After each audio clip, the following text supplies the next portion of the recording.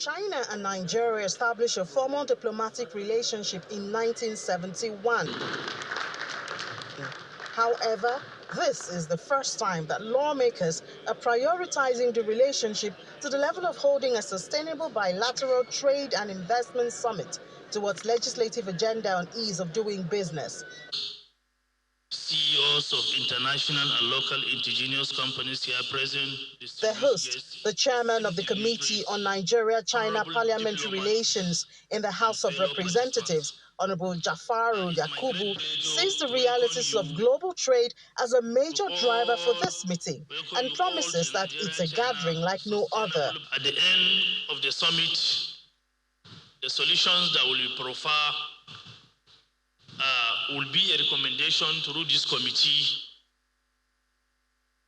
into the House of Representatives through the committee, where we'll put it as a bill and present to the House, which will be sponsored by this committee, to see how we will foster and make business a free flow of business between Nigeria and China. China's total removal of tariff on goods from 53 African countries, Nigeria included, presents a huge opportunity to boost export revenue. The lack of developed products remains a deterring factor. China is now Nigeria's largest trading partner and a major provider of infrastructural financing. However, while in this trajectory has been beneficial in many aspects, it is not without asymmetries. First, the trade imbalance between our two countries is very glaring. Nigeria exports primarily raw materials, crude oil, and agricultural produce, while importing value-added goods such as machinery, electronics, and manufactured goods from China.